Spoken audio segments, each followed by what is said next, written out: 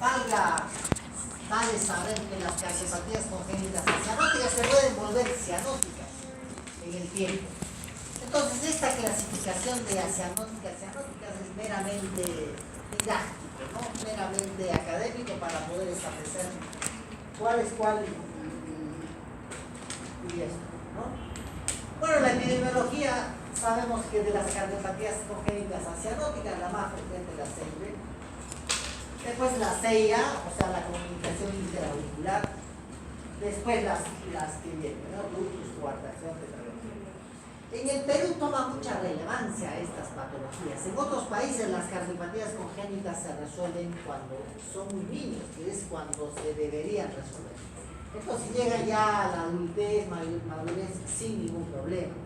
Pero en nuestro país, lamentablemente, por cuestiones de salud pública y sobre todo por cuestiones geográficas, gente que vive en el campo no tiene acceso a la salud y obviamente nos enfrentamos a cardiopatías congénitas cianóticas en la edad adulta. Es muy frecuente, cosa que no se viene tratado, es muy frecuente que encontremos pacientes con cardiopatías cianóticas y están a la edad de nosotros, perdón, ustedes, estoy considerado chibolo, en la etapa de la universidad, en la etapa del colegio, ¿no es cierto? Ahí es donde lo detectamos, ¿no es cierto? Entonces, creo que por eso se hace relevante esto. Se hace relevante porque a ustedes les va a tocar ver que un compañero tiene un soplo y nunca se hizo ver cuando era niño y de repente nos damos con que tiene una cardiopatía congénita. Entonces, por ahí tiene relevancia este capítulo. Yo que me formé fuera del país y hice toda mi carrera fuera del país, no pensé que me iba a encontrar con estas entidades en gente adulta. Y de verdad se ve bastante en gente adulta. Adulto joven. Muy bien. Una clasificación muy académica es según los cortocircuitos, ¿no? Si hay cortocircuito, es decir, si hay comunicaciones entre cámaras o entre vasos grandes, se los puede clasificar y se los puede separar de las que no tienen cortocircuito. Ejemplo, la coartación de aorta, que es una estrechez de la aorta a la altura de la aorta torácica descendente, en la unión del callado, que es donde generalmente se presenta esta cardiopatía congénita. Obviamente no genera ningún cortocircuito, salvo que esté asociado con un ductus, que generalmente el ductus y la coartación coexisten en un paciente, se asocia, dicho sea de paso. Salvo eso, pero si no, no hay ningún cortocircuito, a diferencia de los que lógicamente, a su entender y a mi entender, una comunicación interauricular, genera cortocircuitos. Lo usual es que el cortocircuito se produzca de una cámara de alta presión a una cámara de baja presión, y eso es fácil de entender. Es por eso que los cortocircuitos siempre son de izquierda a derecha, es decir, del ventrículo izquierdo al ventrículo derecho, de la aurícula izquierda a la aurícula derecha, de la aorta a la vena, a la arteria pulmonar. Entonces ese cortocircuito de izquierda a derecha se mantiene pues durante muchísimo tiempo, ¿no? Años. A medida que el circuito pulmonar va tomando fuerza, le vamos a decir así, porque genera cambios fisiopatológicos en sus arterias que se vuelven más resistentes y se genera hipertensión pulmonar, ese cortocircuito izquierda-derecha obviamente se va a balancear y en casos extremos se va a invertir. Cuando se invierte un cortocircuito ya estamos frente a un complejo de Eisenmenger, ¿no? Cuando ya es el cortocircuito no de izquierda-derecha sino de derecha-izquierda, y ahí aparece cianosis. Por eso quiero decir, las cardiopatías congénitas cianóticas no deben ser tomadas como tales así ciegamente. Una cardiopatía con una CIA con los años te puede producir cianosis y se convierte en una cardiopatía congénita cianótica, pero ese es fin meramente académico, únicamente académico. Bueno, las cardiopatías acianóticas entonces para mí las podemos clasificar de la siguiente: con flujo pulmonar normal, o incluso disminuido y con flujo pulmonar aumentado. Las con flujo pulmonar normal o disminuido, bueno, las tenemos aquí, básicamente la estenosis pulmonar, ¿no? Incluso pueden hacer una clasificación ahí, donde hay hipertrofia ventricular derecha o hipertrofia ventricular izquierda. Esta es una clasificación nuevamente académica, para poder entender un poco el mecanismo de las cardiopatías congénitas cianóticas. Y las con flujo pulmonar normal o incluso disminuida, pero con hipertrofia ventricular izquierda, la coartación de aorta, la estenosis aórtica, supra o subvalvular, que no producen, como ven, estos cortocircuitos, ¿no? Entonces el flujo pulmonar está normal.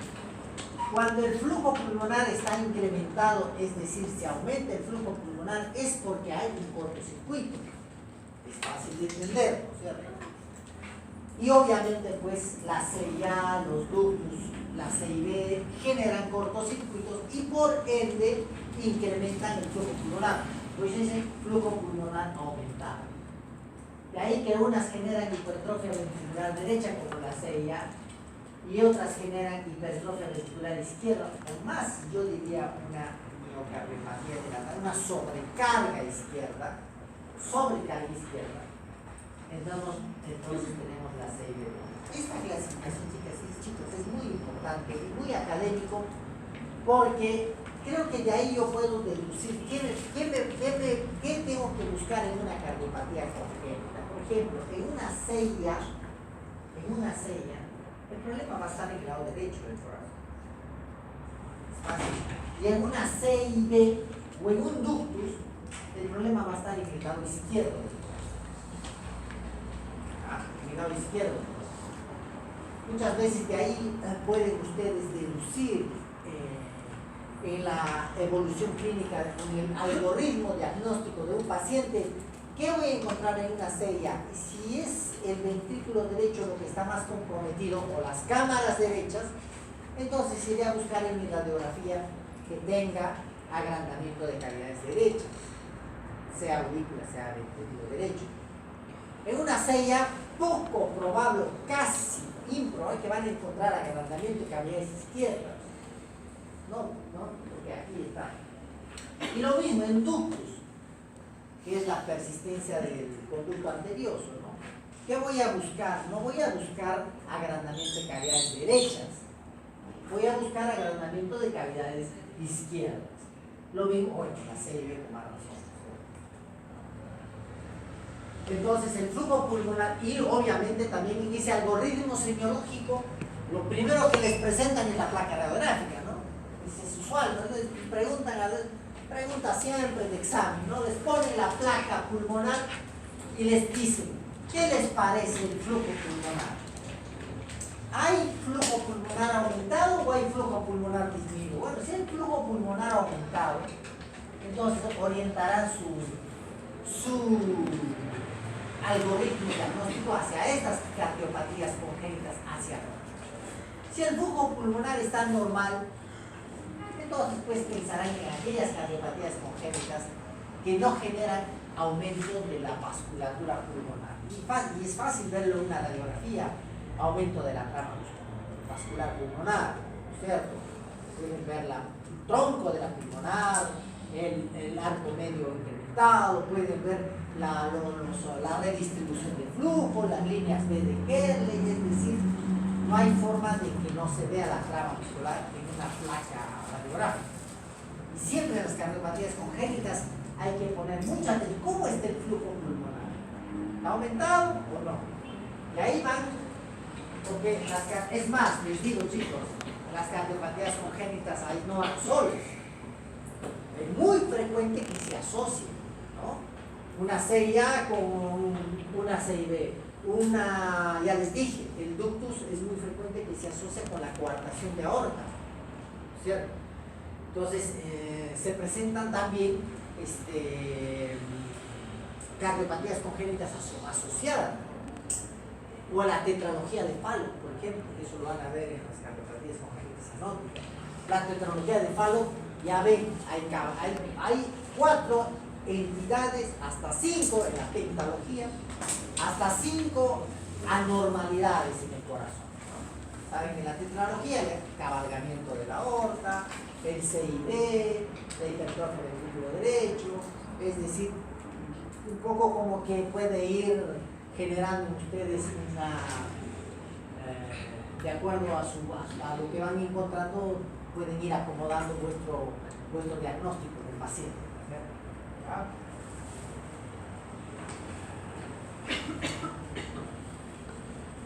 Bueno, vamos a empezar rápidamente. La comunicación interauricular es un defecto que se produce y genera un cortocircuito entre ambas auriculas, ¿no? En su desarrollo saben perfectamente que existe un ostium primum, un ostium secundum. Obviamente las que son ostium secundum son las que predominan con mayor frecuencia, ¿no? Ya saben a dónde, según el desarrollo embriológico, a dónde se ubica el ostium secundum, es en la parte superior, techo, casi posterior del tabique interauricular, a diferencia de las de ostium primum, que son más tricúspides, más cerca de la tricúspide. Pues eso forma parte, como ustedes ya han hecho embriología, sabrán que forma parte de una anormalidad en el desarrollo embriológico. Y de acuerdo a su ubicación se clasifican pues, en ostium secum, primum, tipos seno vena cava, si están cerca de la cava superior, cava inferior. Obviamente, al ser la mayoría el ostium secum, ¿no es cierto? Ahí ustedes están viendo, ¿no es cierto? Acá está el ostium secum, acá arriba, como les decía, en la parte posterior de arriba, acá no se ve muy bien. Esa es la más frecuente. Y esa es la que van a encontrar con seguridad ustedes. Y eso es para nosotros, los que hacemos cardiología intervencionista, muy positivo, porque ya les voy a explicar por qué. Bueno, está muy bonito, tipo árbol de Navidad, ¿no es cierto? Cómo va la comunicación interauricular, el flujo va pasando de la aurícula izquierda a la aurícula derecha, sobrecarga de cavidades derechas, como les había dicho, ¿no? Aumenta el flujo pulmonar arriba, aumentado el flujo pulmonar, se incrementa el flujo pulmonar, ¿no? Todo eso va hacia la aurícula izquierda, la aurícula derecha, nuevamente más sobrecarga en un circuito vicioso que va generando sobrecarga de cavidades derechas. Pasa asintomático por mucho tiempo, y eso es lo delicado de las cardiopatías congénitas asintóticas, que durante muchas cardiopatías pasan asintomáticas. Y ya a la edad de ustedes empiezan a manifestarse, ¿no? Con disnea, ¿no? Fatiga, clase funcional 2, 3, bueno, más adelante edemas y miembros inferiores, ortopnea, etc. Pero pasa mucho tiempo asintomático hasta que se hace sintomático, obviamente, producto de la sobrecarga, ¿no? ¿Qué vamos a encontrar, obviamente? Bueno, lo que estamos viendo acá, ¿no es cierto? ¿No? R1 aumentado, soplo sistólico, importante, en mucho semiología, un desdoblamiento también del segundo ruido, ¿no? Decía que la mayoría son asintomáticos, sí, asintomáticos, los niños juegan, corren, aparentemente no tienen nada, suelen llegar a la edad adulta, muchos asintomáticos, hasta que a los 30, 40 años producen, o a los 20, 40 años pueden producir hipertensión pulmonar y insuficiencia cardíaca, ¿no? Dependiendo también del tamaño del defecto, no es lo mismo un defecto pequeñito hacer un defecto grande, ¿cierto? Donde el caudal cardíaco será mayor. Y a la larga, como decía, todas estas generan cortocircuitos derecha-izquierda, síndrome de Eisenmenger y cianosis. Saben perfectamente dónde lo van a buscar, en el electrocardiograma, en la radiografía de tórax. Hablamos un poco de la radiografía. En el electrocardiograma, básicamente crecimiento de cavidades derechas, ¿no? Vean esa P, un poquito sobrecargada, en B1 sobre todo, una peticula alta elevada, un infradesnivel con T negativas en B1, sobre todo en B1, B2, habla de sobrecarga del ventrículo derecho, una hipertrofia, es muy raro que encuentren R en B1, es raro. En términos generales, ustedes han visto que la R no es tan alta, y hay una progresión, R pequeñita, R un poquito más grande, R más grande, R, hasta que se hace todo R, eso es lo normal. pero que encuentren R en B1, en B2 así de entradita, obviamente sobrecarga de ventrículo derecho, es decir, hay predominio. Recuerden que el vector de B1, B2 está por acá, del lado derecho. No tengo por qué tener actividad eléctrica en el lado derecho, porque mi ventrículo derecho no es muy grueso, el izquierdo es grueso, entonces toda la actividad eléctrica jala el izquierdo. Si yo tengo R en B1, algo está haciendo ese ventrículo derecho que está jalando o tirando para ese lado las fuerzas eléctricas. Este R en B1 es típico de los crecimientos de hipertrofia ventriculares derechos, ¿no? Bueno, la radiografía pulmonar, vean ese cono de la pulmonar incrementado, ¿no? Crecimiento sobre todo, acá se lo ve mucho mejor, hay un incremento de la trama vascular pulmonar. El gol estándar, el ecocardiograma.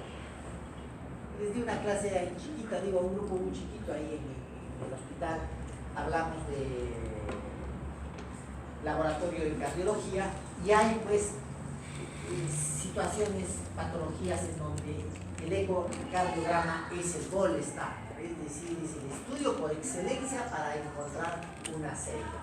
¿Qué me va a mostrar el ecocardiografista? El ACIA, obviamente, la comunicación. Pero yo necesito más detalles, ¿no?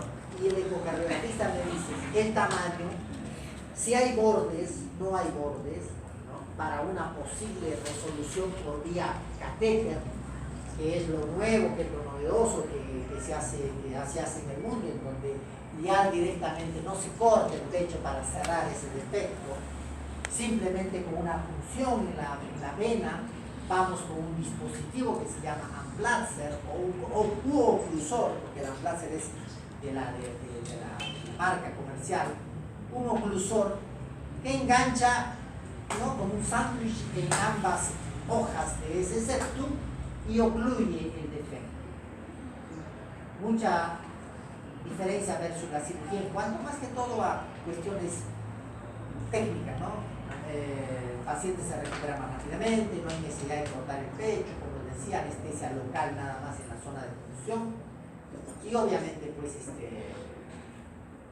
resultado es mejor. No lo digo porque haberlo hecho yo, sino porque es así, en la literatura está, ¿no?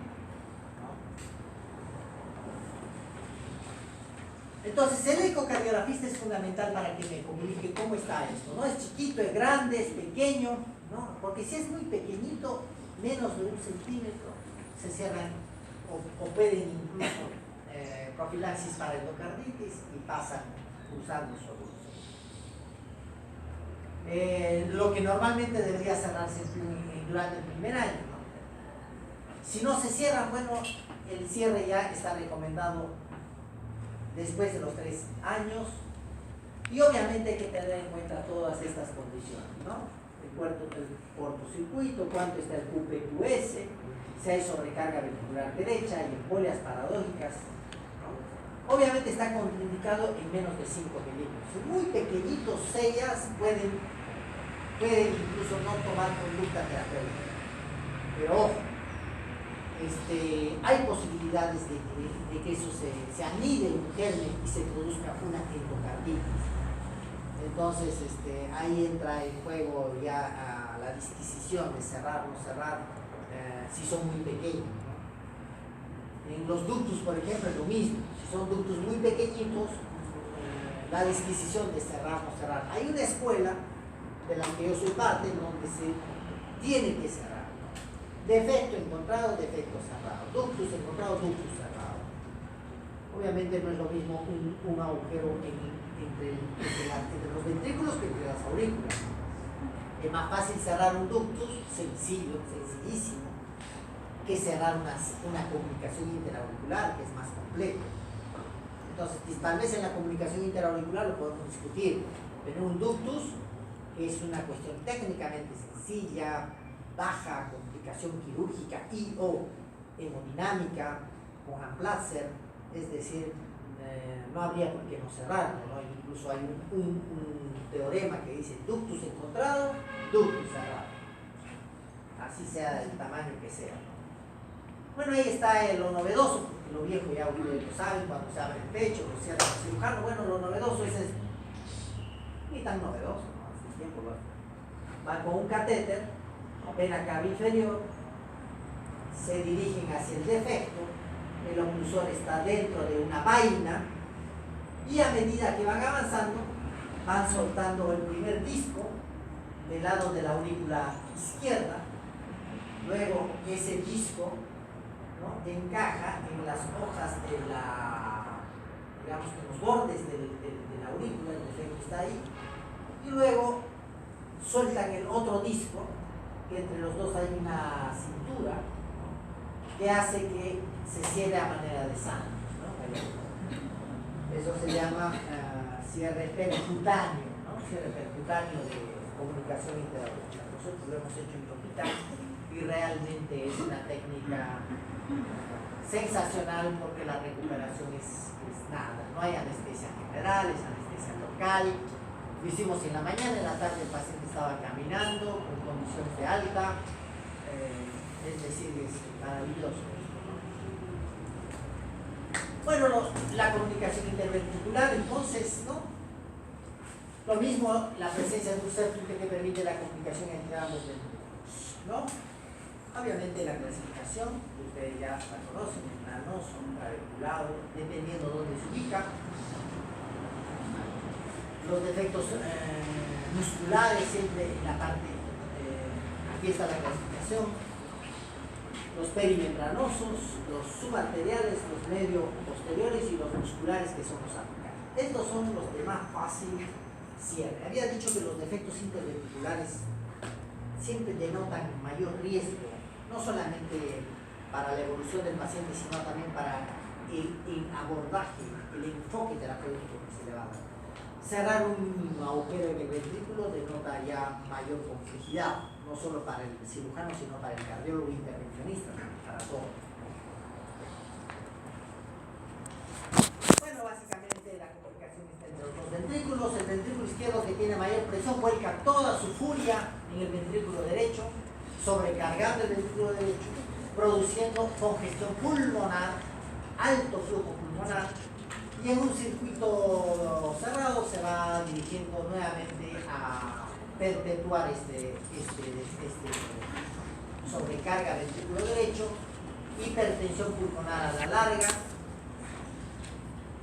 Desea que cuando son muy pequeños pueden pasar desapercibidos, hasta incluso se los puede dejar. Obviamente el soplo es lo más llamativo, ¿no? Un soplo en barra, ¿no? Ustedes ya por tecnología lo han estudiado eso, un soplo en barra, sistólico, eyectivo, ¿no? Ahí está. Y obviamente las herramientas diagnósticas, el electrocardiograma, la radiografía, el ecocardiograma, que son el gol estándar, ¿no? Nuevamente. Para todas las cardiopatías congénitas, creo que por lejos el ecocardiograma es el gol estándar, no hay otra más. Obviamente los primeros años de vida se deberían cerrar. Si no se cierran, ¿no?, entre los 3 y 9 meses de edad hay que verificar cómo está el QPQS.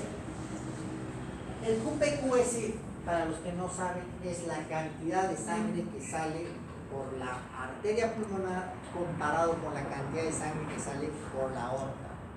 Obviamente eso tiene que ser 1, porque la misma cantidad que sale por la pulmonar tiene que ser la de la aorta. En estos cortocircuitos, uno de ellos, en este caso la pulmonar, eyecta más cantidad de sangre que la otra, ¿no? QP es Q pulmonar y QS es Q sistémica, o sea, caudal sangre que pasa por una u otra área, ¿no? En este caso, el QP mayor de 1.5 en esa ecuación significa que el caudal pulmonar es mayor que el caudal sistémico. Obviamente las técnicas para cierre por vía percutánea del ductus son mucho más complejas que las de la CIA, ¿no? Y lo que más se hace es esto, en esto sí tienen muchísima más, digamos, predomina más la intervención quirúrgica que la percutánea. Mucho más seguro, mucho más fijo. Bueno, y la tercera, creo que frecuente, muy frecuente, como había comentado anteriormente dentro de la estadística, es el ductus arterioso persistente.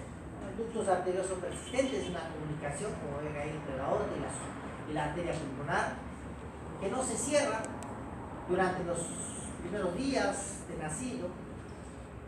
Es frecuente obviamente en algún grupo poblacional como los que están ahí, y se trata de una comunicación entre la aorta y la arteria pulmonar. Obviamente la aorta, al tener presiones más elevadas que la pulmonar, vuelcan toda su furia, todo su contenido en la arteria pulmonar, sobrecargando el circuito E. Y lo que se sobrecarga no es el ventrículo derecho, lo que se sobrecarga básicamente, como ven aquí en este circuito, es fundamentalmente la aurícula izquierda y el ventrículo izquierdo, porque el circuito se cierra. No confundan, acá hay mucha confusión, siempre dicen y como va de la aorta a la arteria pulmonar, el lado derecho está sobrecargado. No, la válvula pulmonar actúa como una barrera para que las cavidades derechas no se comprometan. Así las izquierdas, obviamente, porque todo se va a ir al circuito del ventrículo izquierdo. Bueno, los pulsos están alterados, esto lo saben muy bien, el soplo y maquinaria, ¿no? Típico del ductus, y se puede desarrollar hipertensión pulmonar y Eisenmenger con cianosis tardíamente, ¿no? Los laboratorios, en el laboratorio de cardiología saben que el electrocardiograma, la radiografía y el electrocardiograma son muy importantes. Dentro del tratamiento, en prematuros es muy habitual, casi gran parte de los prematuros nacen con ductus, entonces se los espera o se les da terapia farmacológica para acelerar ese cierre. Oxígeno a altas dosis, por ejemplo, es un estimulante para que se cierre ese defecto. Y si no se cierra, bueno, habrá que esperar que ganen un poquito de peso para que se los pueda operar, ¿cierto? Ahí está, se utiliza indometacina o ibuprofeno si la hiperoxigenación falla para estimular el cierre. Y actualmente los defectos de ductus con soplo ya es indicación de cierre por la posibilidad de endarteritis. Lo que les dije, ¿no? Ductus encontrado, ductus cerrado, chicos. Yo personalmente cierro todos los ductus, así sean pequeños, grandes, y todos, por el riesgo de endarteritis, ¿no? Endocarditis, endarteritis. Bueno, lo hemos hecho con catéter, se cierra de esta forma, ¿no? Se va por la arteria pulmonar hasta la aorta, y de la misma forma que en la sella se suelta el dispositivo, tiene también a manera de sándwich que encaja en ambas bocas, tanto la boca aórtica como la boca pulmonar, y se cierra el dedo. No con esto quiero decir que la cirugía no tiene lugar, de hecho que tiene lugar, los cirujanos cardiovasculares cierran esto en el caso de que no haya la posibilidad de hacerse por catéter. Obviamente prevalece la indicación de por catéter porque es más seguro, mejor, obviamente. Se asocia muchas veces a coartación de aorta, y esta sería otra cardiopatía congénita en donde hay una estrechez, ¿no? En la aorta, en el trayecto de la aorta, que limita su luz y por ende el flujo sanguíneo que pasa por su luz. Hay una clasificación, ¿cierto? Preductal, postductal, dependiendo si está por encima, por debajo o a la altura del ductus. Bueno, esto es bonito de ver, como se ve ahí. Al haber una obstrucción aquí de estrechez, las presiones hasta antes de la coartación son elevadas y las presiones por debajo de la coartación son muy disminuidas. Por eso hay diferenciación entre la presión de la mano y de la pierna. Hay una diferenciación de más de 20 milímetros de mercurio para hacer el diagnóstico de coartación de aorta. Bueno, un poquito de la estadística. Preductal, obviamente las de mejor pronóstico son las postductales. También se mantienen por mucho tiempo asintomáticas. Mucho cuidado con las cardiopatías congénitas, porque se mantienen asintomáticas, digamos, 30 años empiezan a aparecer síntomas, como en todas las cardiopatías congénitas. La semiología, un poquito de lo que ya les hablé, de lo que ustedes tienen que saber, ¿no es cierto? que ya saben, dicho sea de paso, cuál es la exploración, dónde tienen que buscar. En la radiografía las líneas de Hugo-Rechner, ¿no? Cuando se horadan los vértices inferiores o los bordes inferiores de las costillas, producto de ese impacto que va teniendo las arterias intercostales y van horadando las mismas costillas. Rarísimo, ¿no? Del vídeo, se lo documenta, es esto de acá, ¿no? Las muescas de Washington, ¿no?